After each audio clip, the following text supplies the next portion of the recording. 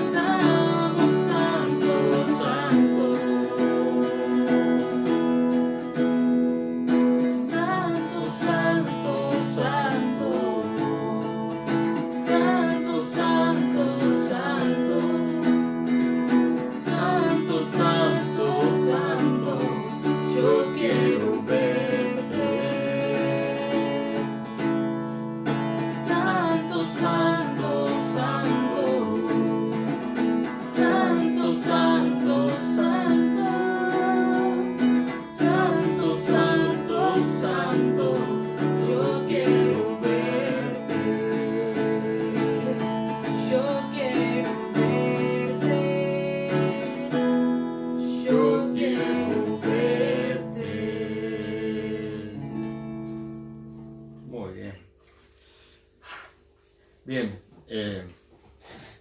vieron la faceta nueva del pastor cantante, pero bueno, no se preocupen que no le voy a quitar el puesto a nadie. Pero bueno, quiero compartirles algo hoy que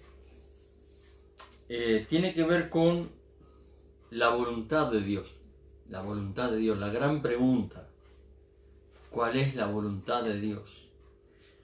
Y por ser la voluntad de Dios, podemos creer, podemos pensar que es algo agradable hacer la voluntad de Dios.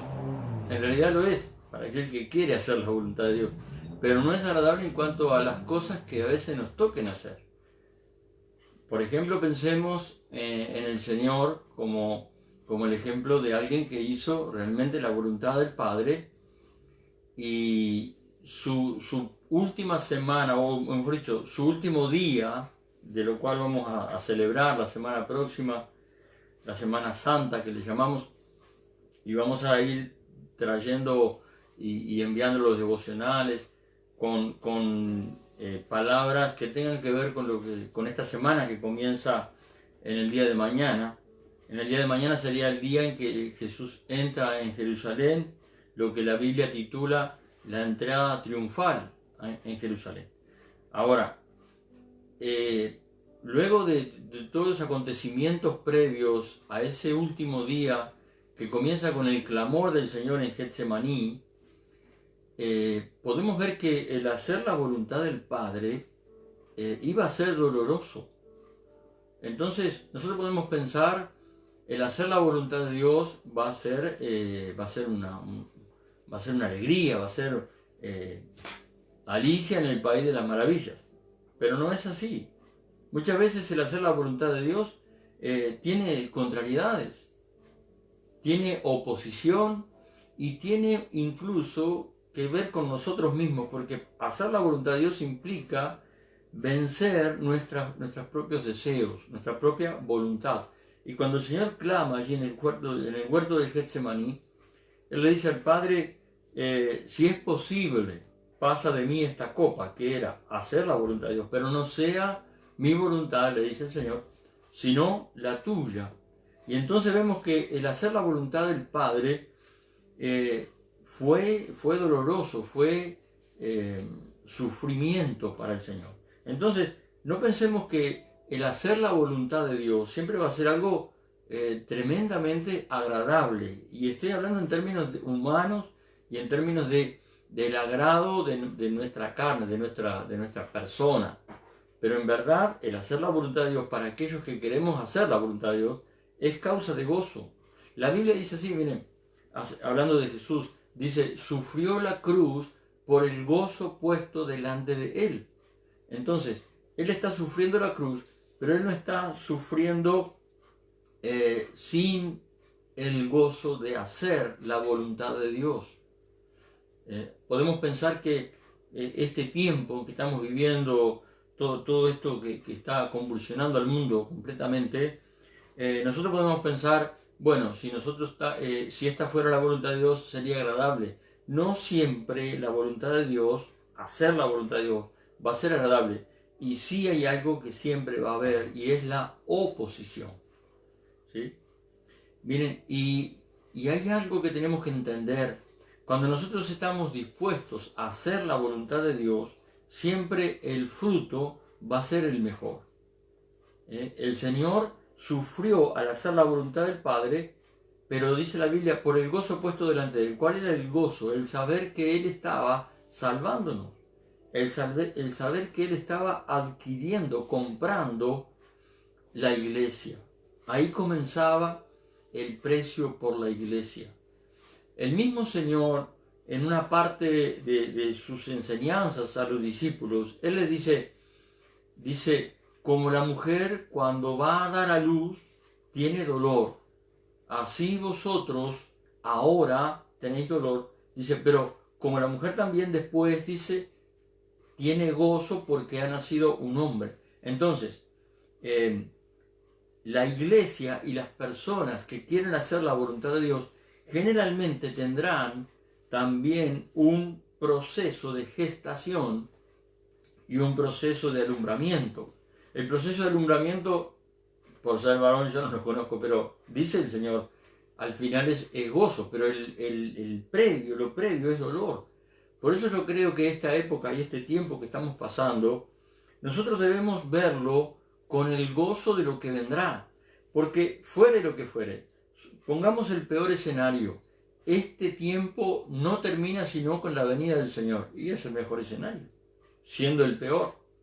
Ahora, pensemos esto, esta esta pandemia, esto que estamos sufriendo, va a pasar, ¿sí? Entonces, si lo vemos ahora como un tiempo el tiempo previo, un tiempo de gestación, el tiempo que estamos pasando, el tiempo de alumbramiento, y el tiempo que viene después será el tiempo de el nacimiento. O sea, siempre habrá este proceso en la vida del creyente y en la vida de la iglesia, que habrá un tiempo de gestación donde el Espíritu Santo comienza a gestar en la iglesia la visión de lo que vendrá.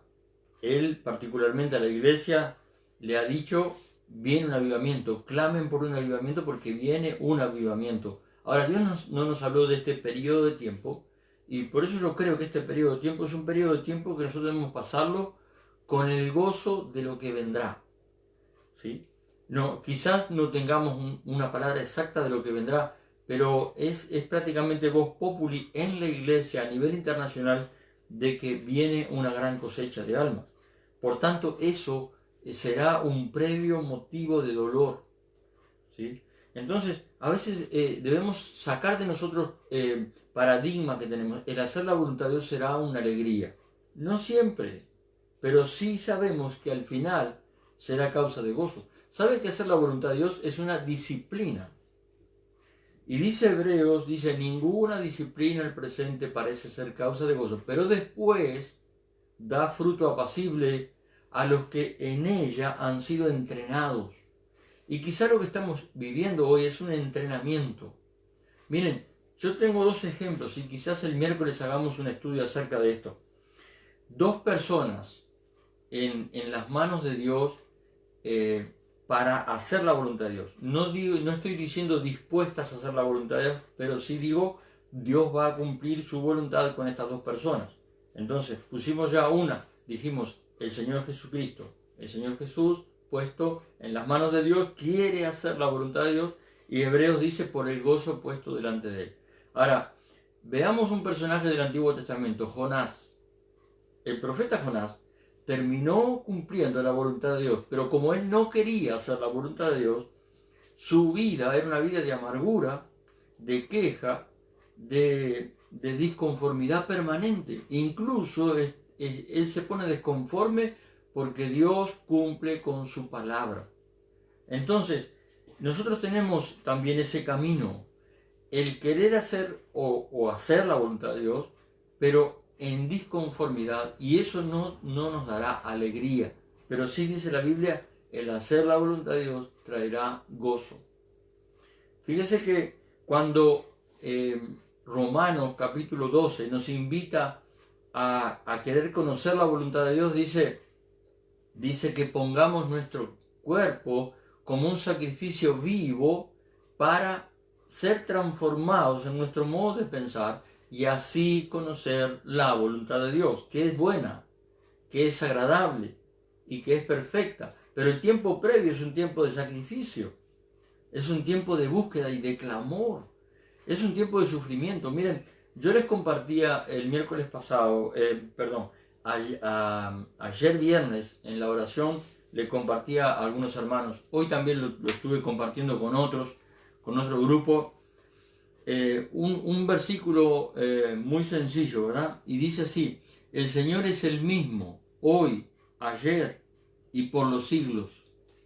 Entonces, yo les decía, si Dios, que es nuestro Padre, tiene en su personalidad, en su característica de persona, de Dios, de Dios como Padre, el darnos a nosotros una herencia, en nosotros, dice la palabra, se va copiando su personalidad. Entonces, Él es el mismo ayer, Él es el mismo hoy, y Él será el mismo. Y yo vengo enseñándole esto porque es algo que entiendo que Dios puso en mi corazón.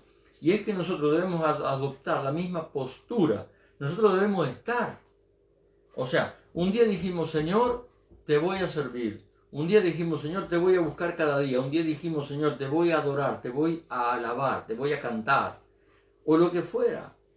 Ahora, así como a Dios no le cambian las circunstancias, lo mismo debiera pasar con nosotros. No cambiarnos las circunstancias, nuestra posición en Dios. El Salmo 125 dice: los que confían en Jehová son como el monte de Sión, que no se mueve, sino que permanece para siempre.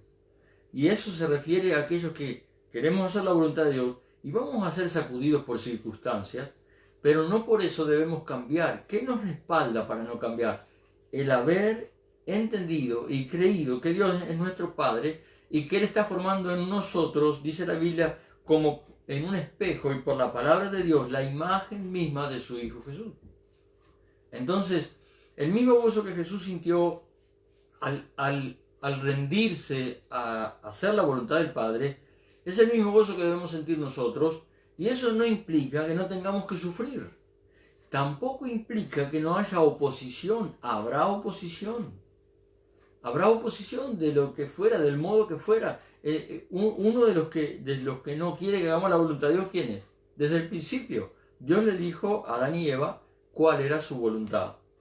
Pero Él vino y les dio otra palabra y les cambió el código de la obediencia en un código de desobediencia.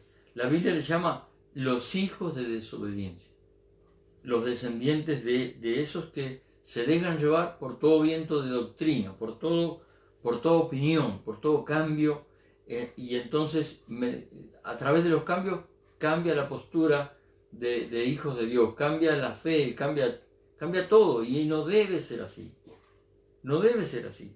Entonces, yo quería leerles partes de la historia de tres hombres que por hacer la voluntad de Dios. Y otra de las cosas que podemos ver aquí es que no siempre vamos a tener que estar preguntándole al Señor cuál es tu voluntad, sino que por conocer la palabra, conocemos a Dios, porque Dios se muestra en la palabra, se revela en la palabra, conocemos también su voluntad.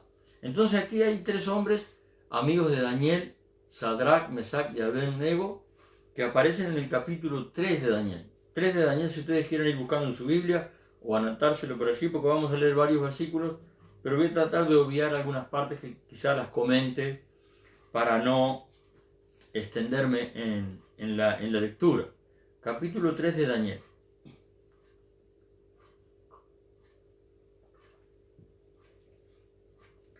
Y vamos a leer a partir del versículo 13, habiendo preentendido que lo que pasaba aquí era que estos amigos de Daniel, junto con Daniel, estaban dentro de un grupo de judíos que habían sido llevados cautivos a Babilonia. Nabucodonosor era el rey de Babilonia en ese tiempo, y él, en un momento, él levanta una estatua que, al momento de que cada uno de los integrantes del pueblo escuchara que un instrumento se estaba ejecutando, en ese momento tenían que postrarse y adorar esa estatua.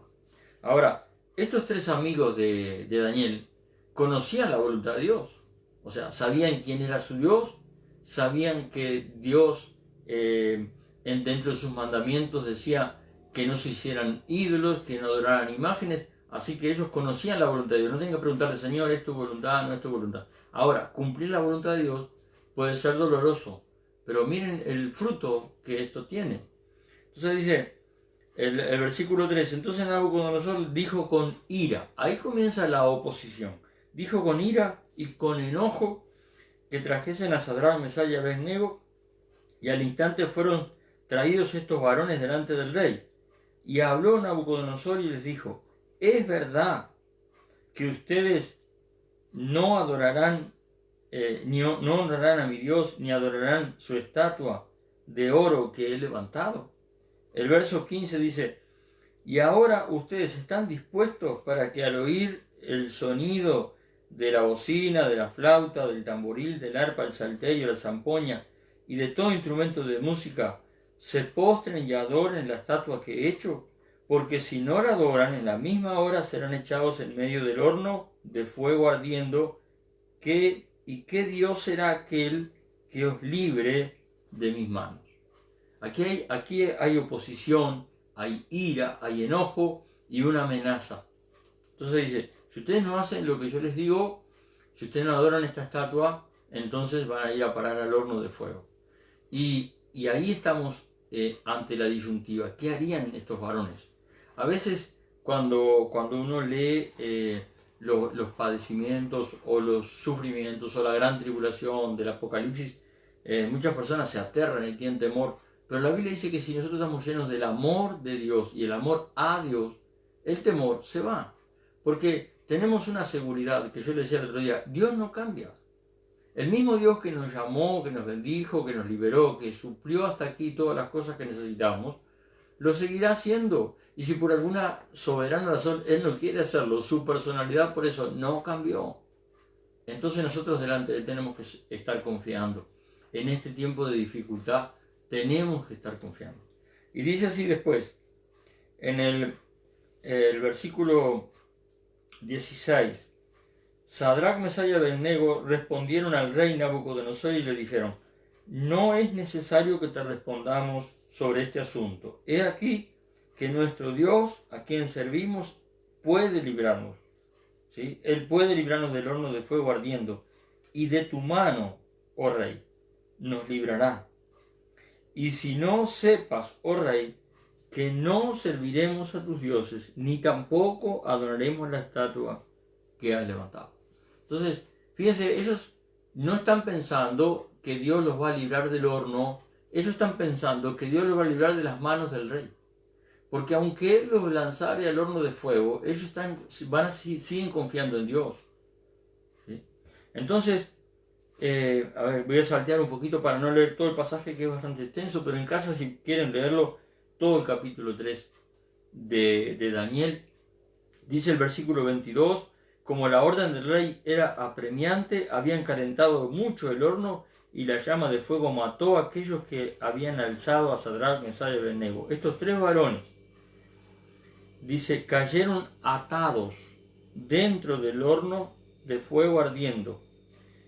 Y entonces el rey Nabucodonosor se espantó. Y aquí comienza algo, que el rey no cantó la canción que cantamos recién nosotros, pero sus ojos fueron abiertos y él pudo ver algo que los demás no vieron. Él pudo ver al ángel de Jehová caminando con estos tres hombres dentro del horno. Y fíjense lo que dice: se espantó y se levantó apresuradamente y dijo a los de su consejo: ¿no echaron tres varones atados dentro del horno? Ellos respondieron al rey: es verdad.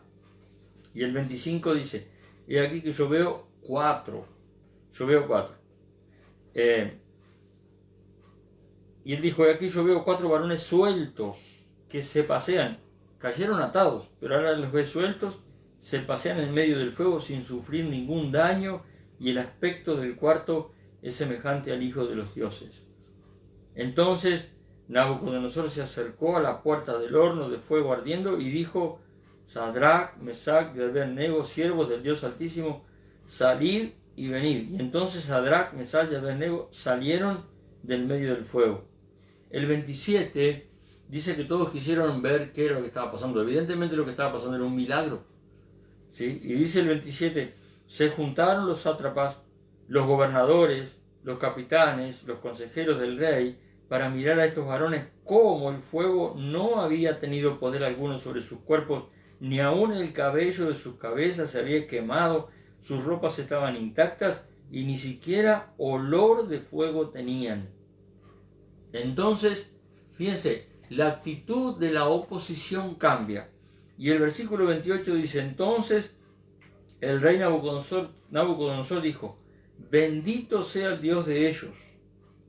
Dice, y que envió su ángel y libró a sus siervos que confiaron en él y no cumplieron el edicto del rey. Y entonces entregaron sus cuerpos antes que servir y adorar a otro Dios. Y miren, en este tiempo de tribulación, nadie nos está pidiendo que adoremos ni una estatua, ni una imagen, nada parecido. Pero podemos ser tentados a cambiar nuestra confianza. Nuestra confianza debe estar puesta en Dios. ¿Por qué? Por lo que decíamos ayer, por lo que les mencioné hoy, porque Dios no cambia. Las circunstancias de nuestra vida cambiaron y no sabemos por cuánto tiempo van a estar distintas y cuándo se irán reabriendo. Por ejemplo, las clases ya se ha dicho que se van a postergar. No sabemos cuándo podremos tener la bendición de reunirnos otra vez en nuestra iglesia, pero no ha cambiado ni que adoremos, ni que leamos, ni que oremos, ni que confiemos en Dios. Y entonces podemos ser tentados a apartarnos de la fe por confiar en otra cosa. Y no sabemos porque el futuro será incierto. Ahora, una cosa es cierta, si confiamos en Dios, lo que Dios hizo con estos varones. Lo hará con su iglesia.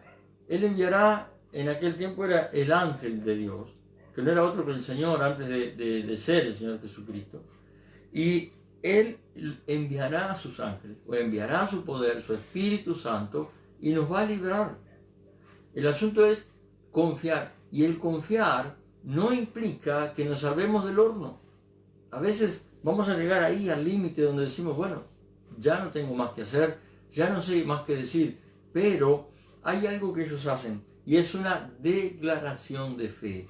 Vamos a seguir confiando en Dios, no vamos a sacar nuestros ojos de Él, no vamos a hacer lo que quiere el rey o el mundo o el que se enoje para que nosotros hagamos la voluntad de Dios.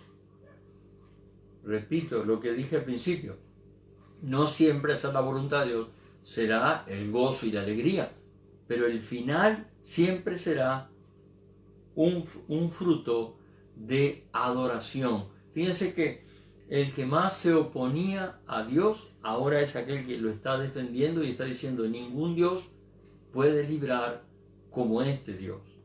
Entonces, queridos, yo he querido compartir esta palabra que intenta ser una palabra de ánimo, ¿sí? De ánimo, de fortalecernos en Dios. Ahora, yo no le estoy diciendo que no vamos a padecer, que no va a haber dolor, que no va a haber sufrimiento. Sí, es así, estamos pasando, igual que todo el mundo, por lo mismo, pero nuestro corazón debe estar en una posición diferente. Fíjense que de todos los que en aquel pueblo estaban pasando por lo mismo, ninguno sufrió el horno y el fuego. Pero estos tres hombres sí. Entonces nosotros decimos, capaz que nos toca la peor parte de nosotros de todo esto. Capaz que nosotros decimos que estamos confiando en Dios y que no nos va a tocar. Sí, capaz que nos toca, pero Dios nos va a librar.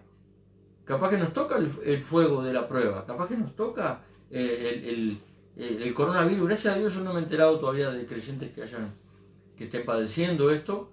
No lo sé. Pero, ¿qué tal si pasa? ¿Y dónde está Dios? ¿Y dónde estaba Dios en aquel momento? En el mismo horno. Entonces, quiero poder infundirles en esto el ánimo, que yo sé que no es mío. Mire, si fuera mío, yo por permanecer en la palabra que les vengo dando, yo también tengo oposición. Yo también sufro, yo también tengo problemas. Pero pienso seguir ahí. ¿Por qué? Porque Dios no cambia. Y como yo le di mi corazón al Señor para servirlo, yo no voy a cambiar. No quiero cambiar.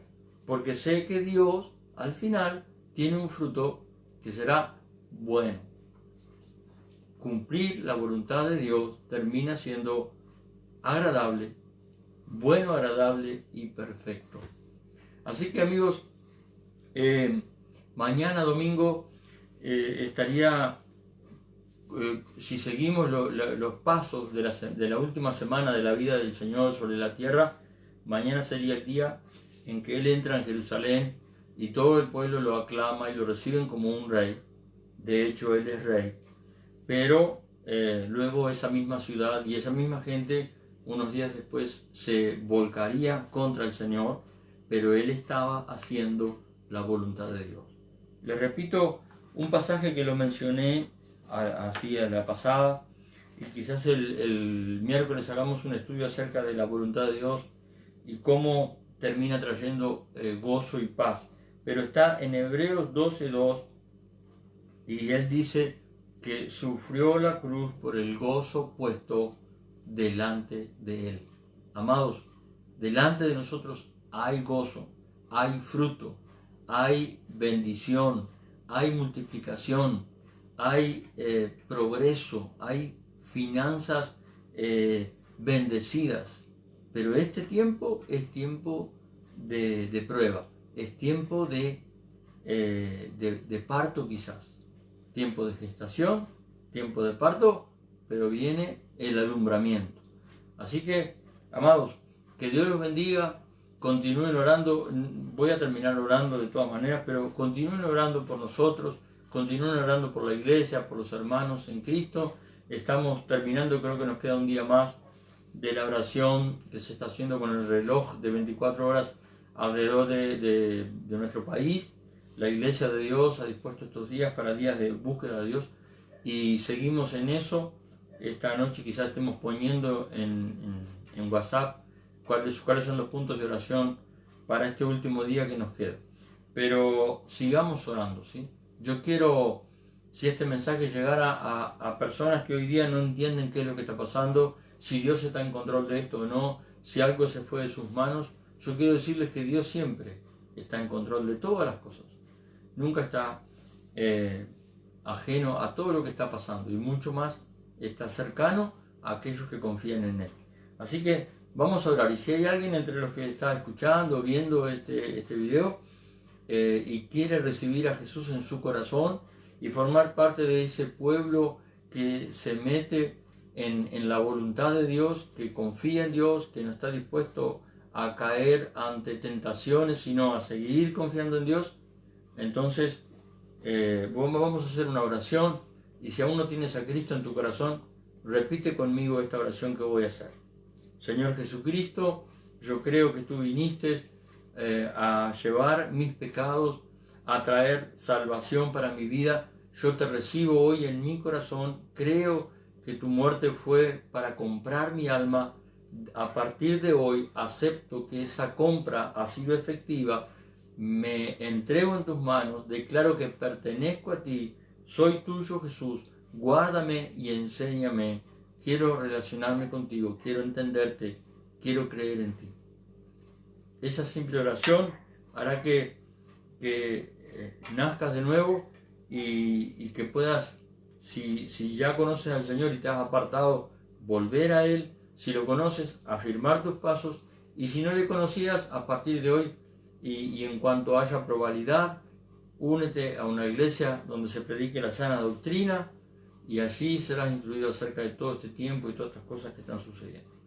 Bien, y con los hermanos quiero orar también ahora, porque no dejaremos de hacerlo, más allá de que la práctica personal nos parece la ideal, pero también en esto Dios está y podemos orar a través de la pantalla y poner su necesidad, su problema, su dificultad en las manos de Dios y vamos a pedirle que Él intervenga, ¿sí?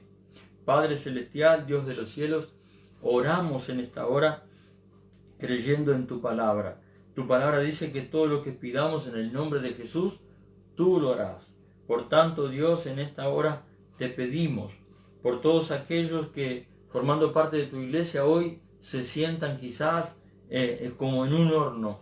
Pero Señor, así como para aquellos amigos de Daniel enviaste el ángel que los guardó, que los protegió y que no los dañó la prueba, así también en este tiempo envía tu ángel alrededor de tus hijos, alrededor de tu pueblo. Señor, si hay enfermedad, que sea ahora sanada en el nombre de Jesús. Por tu palabra reprendemos la enfermedad. Señor, si hay necesidad, suple milagrosamente. Provee, Dios mío, conforme a tu promesa, en el nombre de Jesús. Y Padre, si hay depresión, si hay desánimo, si hay cansancio por los días que estamos viviendo, en el nombre de Jesús te pido que el Espíritu Santo infunda fe, infunda ánimo y fortaleza a cada uno de tus hijos. En el nombre de Jesús de Nazaret. Señor, tu palabra dice, junto con la tentación vendrá la salida, junto con la prueba vendrá la salida. Señor, que tus hijos veamos siempre la salida que tú nos ofreces. En el nombre de Jesús te damos gracias, Dios. Amén y amén. Amados, que Dios les bendiga, que tengan una muy buena y bendecida Semana Santa y sigamos confiando en el Señor y Él seguirá sobre nuestras vidas. Adiós.